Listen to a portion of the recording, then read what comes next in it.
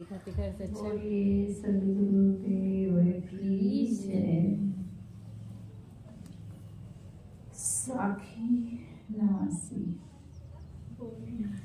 बातें समझने के बाद मानो।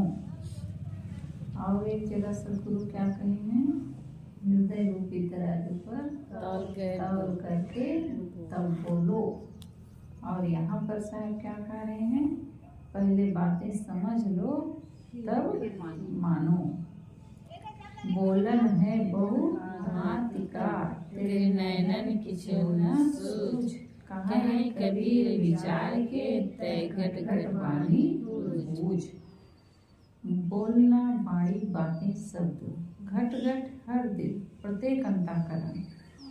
बोलन है बहु भांति का, संसार में बातें बहुत प्रकार की होती हैं, परंतु तेरे नयनन किछो न सूझ। तेरे भीतर के नेत्रों से तो कुछ सूझता नहीं है। बाहर के नेत्रों से देखता है फिर भी सूझता नहीं है। कहीं साथी बोले हैं सद्गुरु कबीर साहब, कैसे है, अंदर की दो हो गई, भीतर की दो हो गई, ऊपर की दो हो गई,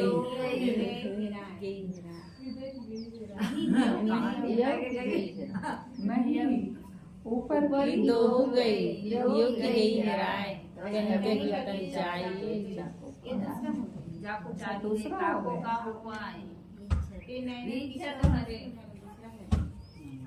अभी पढ़ा थे तेरे नैनन। ऊपर की दो हो गई, यों की गई हेराए, कहे कबीर रही चालू गई, ताको का नसाए।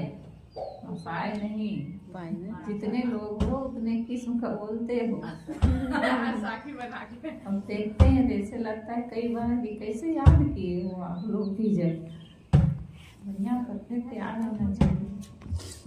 ऊपर की दो हो गई, यूं की गई, यूं यानी हृदय भीतर के। बाहर के नेत्रों से तो दिखता नहीं है, देखता है संसार की नश्वरता को देख रहा है। सब देखते हुए भी आदमी समझना नहीं चाहता है, समझता नहीं है।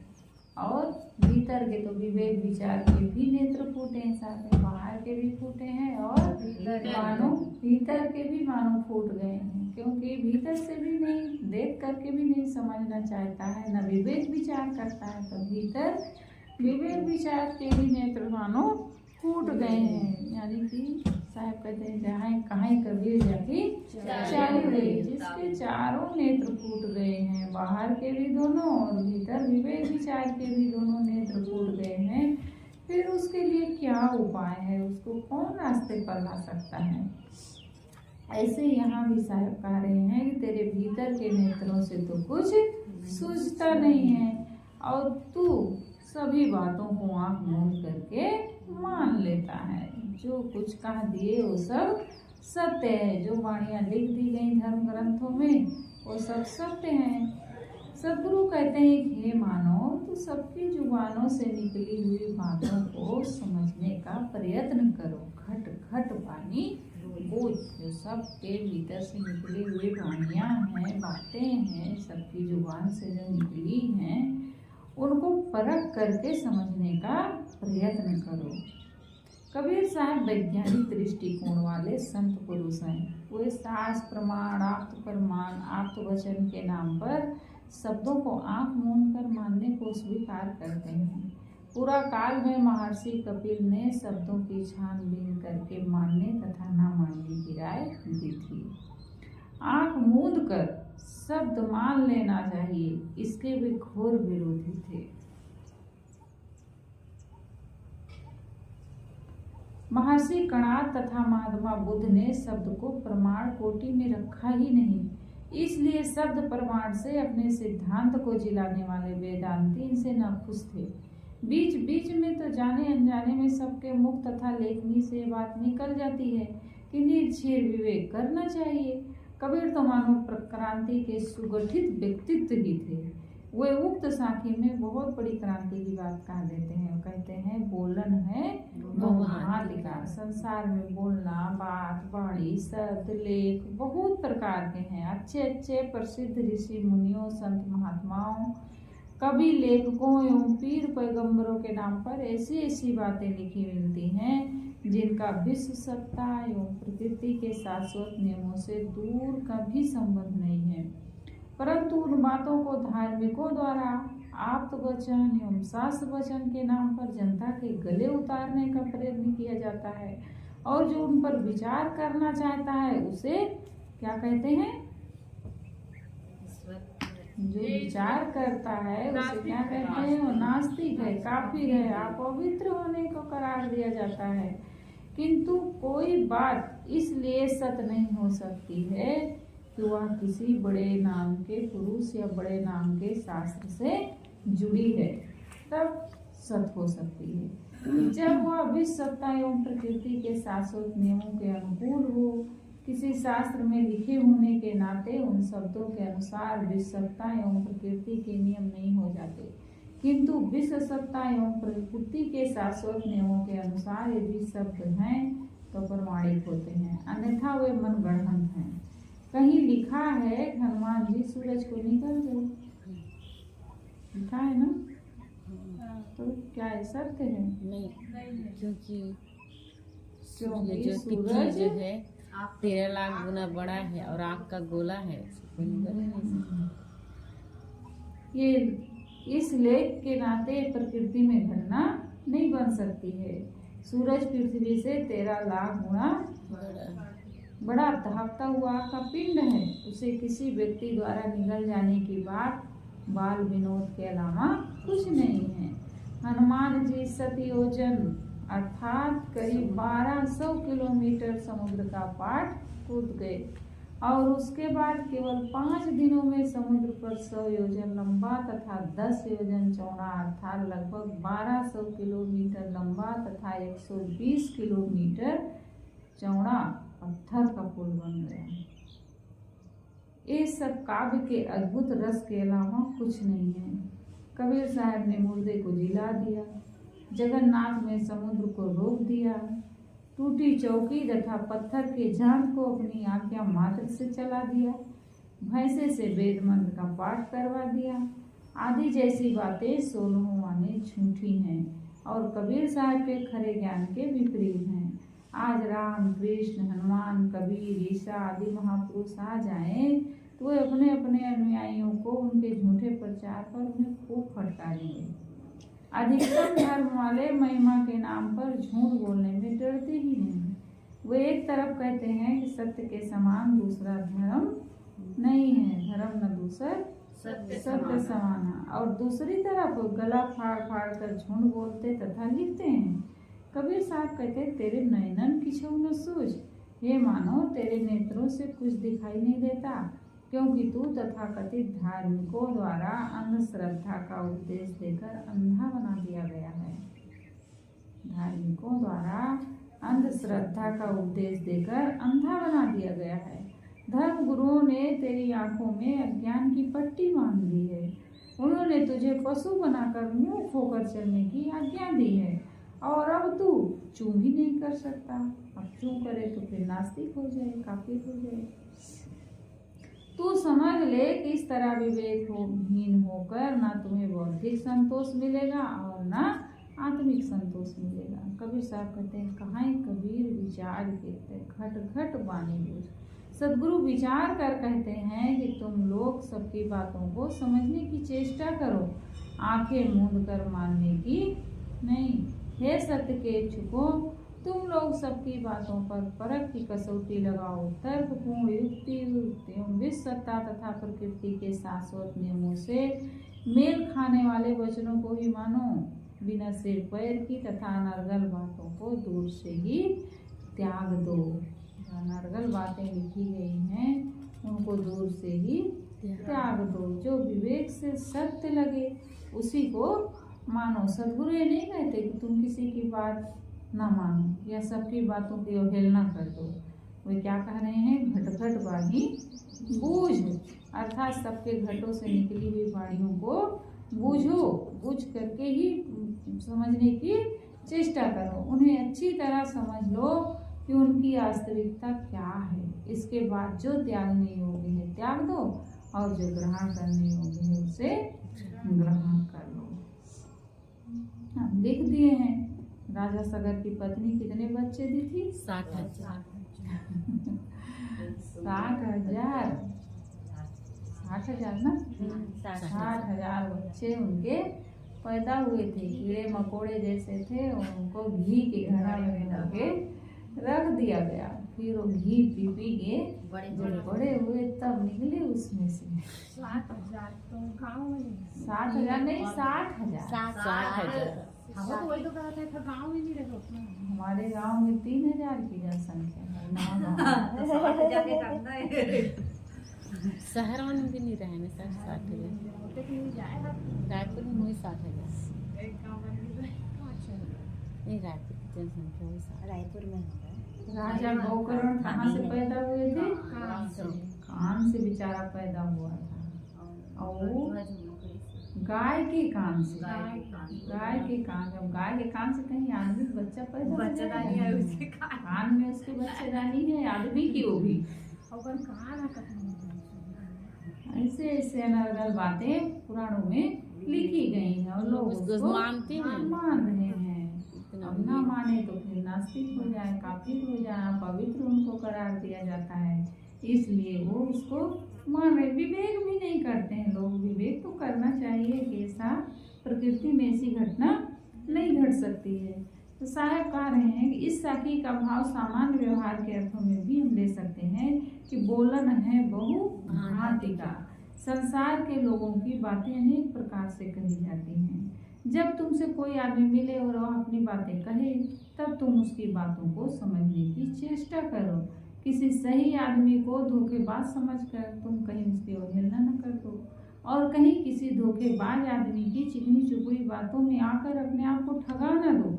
ऐसा कई बार होता है कि हम असली आदमी पर भी शंका कर लेते हैं और उसके साथ न्याय नहीं कर पाते, और कई बार एकदम धोखेबाज की मोहक बातों में फंसकर अपने आप को ठगा देते हैं। इसलिए सद्गुरु कहते हैं कि तुम घट घट से निकली बातों को समझने की चेष्टा करना और सावधान रहना, कहीं ठगाना नहीं।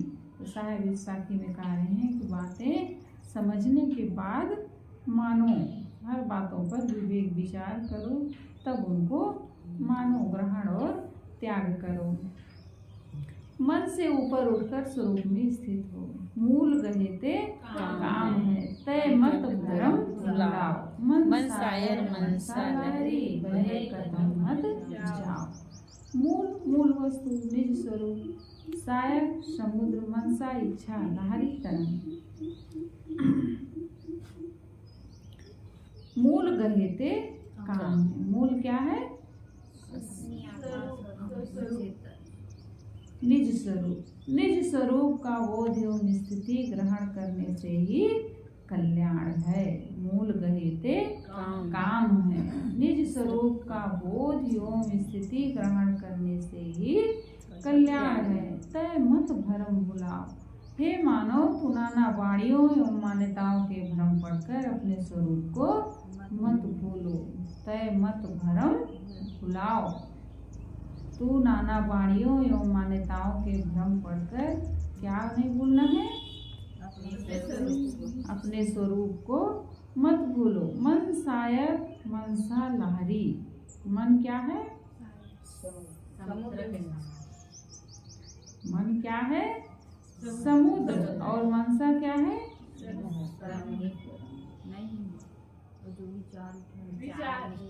मनसा किसको कहते हैं? मन को मनसा कहते हैं। मनसा का क्या है? इच्छाएं। इच्छाएं, मनसा यानी इच्छाएं। मन समुद्र है और उसकी इच्छाएं तरंगे हैं। बहे कतम मत जाओ, उनमें बहकर कहीं मत जाओ। सद्गुरु ने इस साखी में संपूर्ण अध्यात्म का सार कह दिया है। किसी भी विषय में एक सिद्धांत होता है और दूसरा व्यवहार होता है, जिसको आज की भाषा में क्रमशः थ्योरी तथा प्रैक्टिकल कहा जाता है। इस साखी के मूल शब्द में सिद्धांत की व्यंजना है। मन और मन शायर मनसालाही बहे कतौ मत जाओ वे व्यवहार की व्यंजना है। कबीर देव कहते हैं कि मूल गए थे काम है। मूल है मनुष्य का अपना आपा निज स्वरूप। मनुष्य का निज स्वरूप है चेतन। मैं हूँ ऐसा स्वीकार करने वाला जड़ नहीं होता, किंतु चेतन होता है। मैं का लक्षण है ज्ञान। मैं ज्ञान स्वरूप हूँ। बस इस स्थिति में रहना ही अपने मूल स्वरूप में रहना है।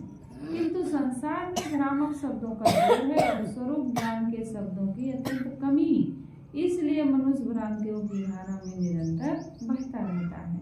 सदगुरु कहते हैं तय मत भ्रम भुलाओ। जीव भ्रमित होकर ही अपने आप को भूलता है, अथवा स्वयं स्वरूप की भूल के कारण ही बाहरी बातों में भ्रमित होता है।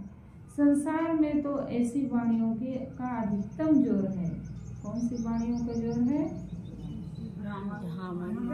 भ्रामक वाणियों का। क्या कहते हैं कि जीव तुच्छ है, अंश है, प्रतिबिंब है, आभास है। जीव कर ही क्या सकता है? वो तो प्रभु के अधीन है। जीव तो कठपुतली है, प्रभु ही सूत्रधार है। वो जैसा हमें नचावे वैसा हम नाचते हैं। तो धर्म के अधिकतम ग्रंथों में मनुष्य के आपा को इतना कुचल दिया गया है, उसके मन में भ्रम बैठ गया है कि हम स्वभावतः तुच्छ ही हैं। मनुष्य ने भ्रम कर लिया है कि हमें डुबाने तथा तारने वाला हमसे अलग कोई बैठा है। इस भ्रांति में पड़कर मनुष्य के मन में बर्फ का गोला जम गया है कि हम अपने आप का उद्धार करने में समर्थ नहीं हैं। सदगुरु कहते हैं तय मत भ्रम भुलाओ। तो वाणी जाल की भ्रांतियों में पड़कर अपने महत्व को मत भूल जा। तू महान समर्थ है। तू ईश्वर का ईश्वर है, परमात्मा का परमात्मा है और ब्रह्म का ब्रह्म है। ईश्वर, परमात्मा और ब्रह्म शब्द का उच्चारण किसने किया है? मनुष्य ने किया है। तूने अपने स्वरूप को भूलकर अपना मालिक अलग मान रखा है। तू अपने आप को तुच्छ मानने का भ्रम न कर। तू अपने आप को, अपने सत्य स्वरूप को, अपनी आत्मा को समझने का प्रयत्न कर। तू ज्ञान स्वरूप अपने आपा का उद्धार करने में पूर्ण समर्थ तथा स्वतः परम तृप्त स्वरूप है। तेरे लिए तू ही काफी है। तू अपनी सत्ता और महत्ता को समझ। मन शायर मनसालाही बहे कतौ मत जाओ। मन समुद्र है और इच्छाएं तरंगे हैं, इनमें बह करके कहीं मत जाओ। बस यही तो साधना है। जिस दिन हमारा बहना बंद हो जाएगा उस दिन समझो हम परम तृप्त हो जाए। आदमी हर समय बहता रहता है, हर समय बहता रहता है। कहीं न कहीं उसका मन बहरा, खाते पीते सोते जाते हर समय बहता रहता है। कहीं न कहीं वो उलझा ही रहता है। और जिस दिन उसका बहना बंद हो जाएगा उस दिन समझो वो परम तृप्त हो गया। और यही उसकी साधना है, मन का बहना बस बंद हो जाए। तो कहा है कहारा में रहूं संभारे, यानी अपने आप को संभाल लो। हमारा जो मन है वो बह रहा है, बहना बंद हो जाए। रहूं संभारे। दूसरी बात क्या करें? राम विचारे। राम का विचार कर लो कि राम क्या है। राम को विचार किए और समझ गए। और पहली बात बहना बंद हो गया। अपने आप को संभाल लिए, अपने मन को संभाल लिए, इंद्रियों को संभाल लिए, खाने पीने देखने सुनने सब में अपने आप को बस संभाल लिए। केवल संभालना है अपने आप को, बोलने में चालने में हर चीज में केवल संभाल ले अपने आप को आदमी, और राम को समझ ले। बस ये दो चीज तो चाहिए उसको, और क्या चाहिए। और ये दोनों जिसका हो गया समझो उसकी साधना पूर्ण हो गई। तो आप जानते हैं कि समुद्र कितना विशाल होता है और उसमें कैसी असंख्य उतार तरंगे होती हैं, किंतु लाखों साधारण से साधारण आदमी भी उसको जहाज द्वारा पार कर लेते हैं। परंतु इच्छा तरंगों से भरे हुए मन समुद्र को पार करने वाले कम लोग होते हैं। बड़ी बड़ी नदियों को पार कर ले रहे हैं। बड़े से बड़ा काम देखो दुनिया में हो जा रहा है, कितने बड़े बड़े काम कर रहे हैं लोग, लेकिन एक भी इंच नहीं है मन को पार करने का गड्ढा। लेकिन उसको लोग नहीं पार कर पाते हैं, अपने मन को नहीं जीत पाते हैं। बड़ी बड़ी चीज़ों को कर ले जा रहे हैं, लेकिन अपने मन को जीत पाना उनके लिए बड़ा कठिन हो जाता है। मन को जीत लिए, मन को पार कर लिए, तो फिर समझो पूरे संसार को पार कर गए।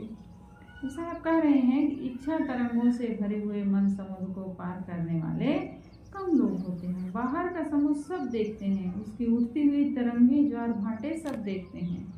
बाहर जाते हैं समुद्र देखने, उसमें ज्वार भाटे आते रहते हैं, उसको लोग देखते हैं, लेकिन भीतर में जो ज्वार भाटा आ रहा मन में, इच्छाओं के, कल्पनाओं के, विकारों के, उसको लोग नहीं देख पाते हैं। तो साहब कह रहे हैं कि उठती हुई तरंगे, ज्वार भाटे सब देखते हैं, परंतु मन का समुद्र बाहरी आंखों से देखने की चीज नहीं है। सबका अपना अपना मन स्वसंवेदी है, अर्थात हर व्यक्ति अपना मन स्वयं ही जान सकता है। और इस मन रूपी समुद्र में न कोई गहराई है और न चौड़ाई है, न पानी है, न तरंगे हैं, परंतु दूसरी दृष्टि से देखिए तो इसकी गहराई, चौड़ाई एवं विस्तार, इसका वासना रूपी पानी तथा इच्छा रूपी ज्वार भाटे इतने प्रबल हैं कि हर आदमी इन्हीं में रात दिन बहाकर भटक रहा है। क्या कह रहे हैं गुरुदेव जी? इस मन रूपी समुद्र में कोई गहराई, चौड़ाई, पानी नहीं है, लेकिन वासना का पानी, वासनाओं की गहराई, ये बहुत प्रबल है, इसको आदमी नहीं जीत पाता, इतना प्रबल है। तो हर आदमी इन्हीं में रात दिन बहाकर भटक रहा है। सदगुरु कहते हैं कि मन समुद्र तथा इच्छा तरंगों में बहाकर कहीं मत जाना। भजन तथा साधना की भी कसौटी है। क्या है भजन और साधना की कसौटी? मन समुद्र तथा इच्छा तरंगों में बहाकर कहीं मत जाना। खाने का मन हो गया, यही चीज खाना है, उसको गए, बिस्किट खाने का मन हो गया तो दुकान पहुंच गए, फट से ले लिए और खा लिए। रोक लगाना चाहिए मन को, जितना साधोगे, जितना साधोगे उतना ही अपने पार पहुंचते जाओगे। तो भजन साधना की यही कसौटी है कि साधक मन की तरंगों में न बहे। मन की तरंग मार लो बस हो गया भजन। आदत बुरी सुधार लो बस हो गया भजन। जो संसार के भ्रम तथा भुलावे में नहीं पड़ेगा, जो अपने मूल स्वरूप को ग्रहण कर लेगा, अर्थात जो अपने चेतन स्वरूप की सत्ता और महत्ता को समझकर अपने आप में ही निमग्न हो जाएगा, वह निश्चित ही मन और मनसा से पार हो जाएगा। कौन होगा मन मनसा से पार? जिसकी वास्तविकता को समझ लेगा। किसकी वास्तविकता को समझ लेगा? जो अपने चेतन स्वरूप की सत्ता और महत्ता को समझकर अपने आप में निमग्न हो जाएगा, वो निश्चित ही मन मनसा से पार हो जाएगा। श्री भर्तृहरि जी ने बहुत सुंदर ढंग से कहा है कि आशा नाम नदी, मनोरथ जला, तृष्णा तरंग कुला, राग राहवती, विदर्भ विहंगा, धैर्य द्रुम ध्वंसिनी, मोहावट सुदुस्तरात गहना, प्रोत्तुंग चिंता तटी, तस्या पारगता विशुद्ध मनसो नंदंती योगीश्वरा। वैराग्य शतक में भर्तृहरि जी के भर्तृहरि वैराग्य शतक में, ये पूर्ण साहब को वैराग्य शतक नहीं भाई, भर्तृहरि जी ने वैराग्य शतक में कहा है कि आशा नाम की एक नदी है और जिसमें क्या भरा हुआ है? अनेक मनोरथों का जल भरा हुआ है, अनेक प्रकार की इच्छाएं, कामनाएं उसमें भरी हैं। आशा नाम की एक नदी है जिसमें अनेक मनोरथों का जल भरा हुआ है। और किसकी तरंगे हैं उसमें? तृष्णा की तरंगे हैं। वो बार बार अपना मार रही है, उफान तरंग उठ रही है भीतर से, ये कर लें, वो कर लें, ऐसा हो जाता, वैसा हो जाता।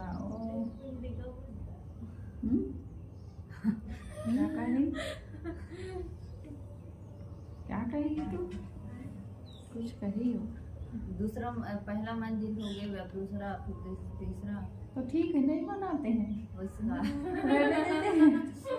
रहने देते हैं। सबसे बड़ी समस्या तुम ही लोगों की है, हम लोग तो कहीं भी रह लेंगे।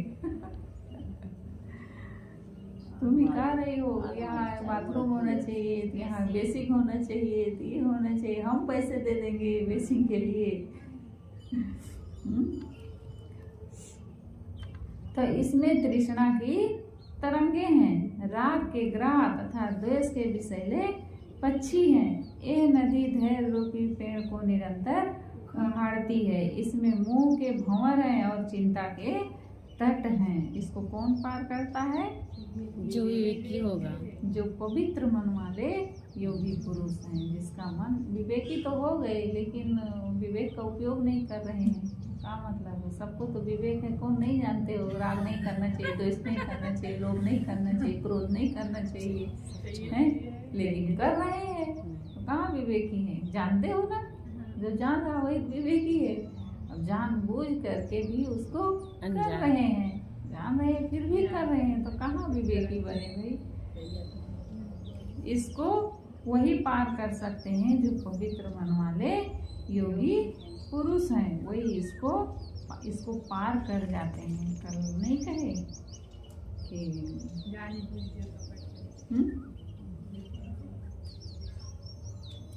मतलब हमें अधिकारी होना पड़ेगा, पार करने का पहले अधिकारी होना पड़ेगा, उसकी पात्रता हमारे भीतर होनी चाहिए। हम ये अधिकारी नहीं बन पाएंगे ज्ञान के, वैराग्य के और संसार सागर को पार करने के, यानी कि अपनी अंतरात्मा में पहुंचने के, अपने लक्ष्य को प्राप्त करने के लिए हम वहाँ तक अभी अधिकारी नहीं बन पाए हैं। हमें अधिकारी बनना पड़ेगा, मतलब अपने आप को योग्य बनाना पड़ेगा। और जब तक हम योग्य नहीं बनेंगे तब तक इनको हम जीत नहीं सकते, इसको पार नहीं कर सकते हैं। ना हमारे मन की तृष्णा जाएगी, ना राग द्वेष जाएगा, ना हमारे भीतर चिंता शोक मिटेंगे। इनको पार करने के लिए हमें पवित्र मन वाला बनना पड़ेगा। तो साहेब इस साखी में क्या बता रहे हैं कि हमें मन से ऊपर उठना है। जब तक हम मन से ऊपर नहीं उठेंगे तब तक अपने स्वरूप में स्थित नहीं हो सकते हैं। निस्वरूप का बोध एवं स्थिति ग्रहण करने से ही कल्याण होगा। मूल गहेते काम है, हमें मूल को पकड़ना होगा। मूल क्या है? अपना ही चेतन स्वरूप है। जब तक इसको नहीं हम पकड़ेंगे, नहीं समझेंगे, जब तक उसमें नहीं स्थिति होगी तब तक कल्याण होने वाला नहीं है। बोलिए सद्गुरु देव की जय। वंदन है गुरुदेव तुमको, वंदन है गुरुदेव। काले जाले के फंदा मारी, काले जाले के फंदा मारी, परख लखाया भेव तुमको, परख लखाया भेव तुमको। वंदन है गुरुदेव, वंदन है गुरुदेव तुमको, वंदन है गुरुदेव। वेद शास्त्र सब खोजते हारे, वेद शास्त्र सब खोजते हारे। मर्म न जानत केवल तुमको, मर्म न जानत केवल तुमको। वंदन है गुरुदेव, वंदन है गुरुदेव तुमको, वंदन है गुरुदेव। गुरु समान और को दाता, गुरु समान और को दाता। ताकि करिए सेव तुमको, ताकि करिए सेव